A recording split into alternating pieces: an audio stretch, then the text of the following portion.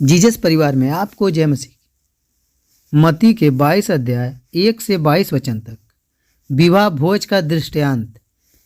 इस पर यीशु फिर उनसे दृष्टांतों में कहने लगा, स्वर्ग का राज उस राजा के समान है जिसने अपने पुत्र का विवाह किया और उससे अपने दासों को भेजा कि निमंत्रित लोगों को विवाह के भोज में बुलाए, परंतु उन्होंने आना नहीं चाहा।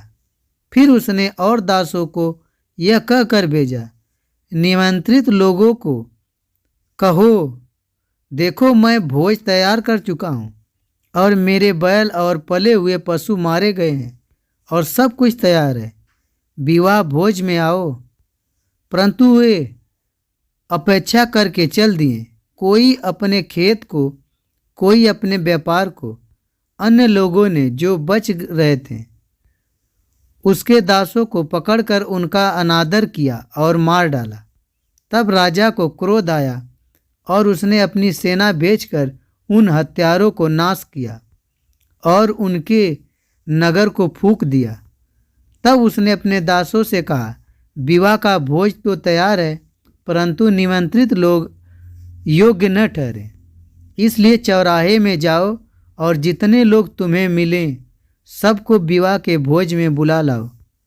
अतः उन दासों ने सड़कों पर जाकर क्या बुरे क्या भले जितने लोग मिले सबको इकट्ठा किया और विवाह का घर अतिथियों से भर गया। जब राजा अतिथियों को देखने को भीतर आया तो उसने वहाँ एक मनुष्य को देखा जो विवाह का वस्त्र नहीं पहने था।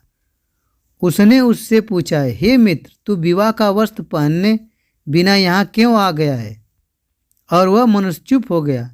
तब राजा ने सेवकों से कहा, इसके हाथ पांव बांध कर उसे बाहर अंधियारे में डाल दो, वहाँ रोना और दांत पीसना होगा, क्योंकि बुलाए हुए तो बहुत हैं परंतु चुने हुए थोड़े ही हैं।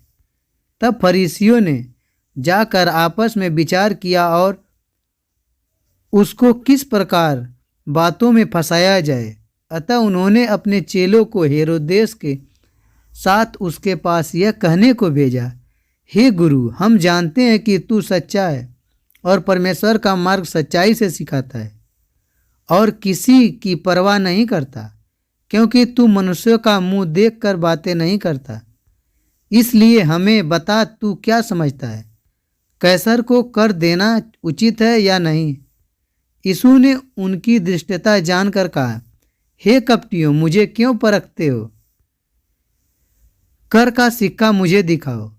तब वे उसके पास एक दिनार ले आए। उसने उनसे पूछा, यह आकृति और नाम किसका है? उन्होंने उनसे कहा, कैसर का।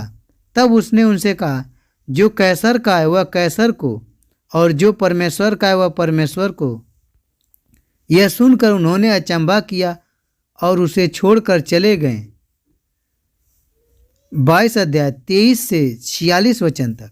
उसी दिन सदूकी, जो कहते हैं कि मरे हुए का फिर से जीवित होना है, जब फरीसियों ने सुना कि यीशु ने सदूकियों का मुंह बंद कर दिया तो इकट्ठे हुए और उनमें से एक व्यवस्थापक ने परखने के लिए उससे पूछा, हे गुरु, व्यवस्था में कौन सी आज्ञा बड़ी है? उसने उसे कहा, तू परमेश्वर अपने प्रभु से अपने सारे मन और सारे प्राण और अपनी सारी बुद्धि के साथ प्रेम रख।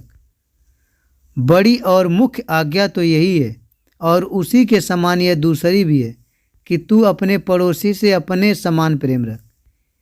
यही दो आज्ञाएं सारी व्यवस्था एवं भविष्यवक्ताओं का आधार है। जब फरीसी इकट्ठे थे तो यीशु ने उनसे पूछा, मसीह के विषय में तुम क्या समझते हो? वह किसकी संतान है? उन्होंने उससे कहा, दाऊद की। उसने उनसे पूछा, तो दाऊद आत्मा में होकर उसे प्रभु क्यों कहता है? प्रभु ने मेरे प्रभु से कहा, मेरे दाहिने बैठ, जब तक मैं तेरे बैरियों को तेरे पांवों के नीचे की चौकी ना बना दूं। भला जब दाऊद उसे प्रभु कहता है तो वह उसका पुत्र कैसे ठहर सकता? उसके उत्तर में कोई भी एक बात न कह सका, परंतु उस दिन से किसी को भी फिर उससे कुछ पूछने का साहस नहीं हुआ। आमीन।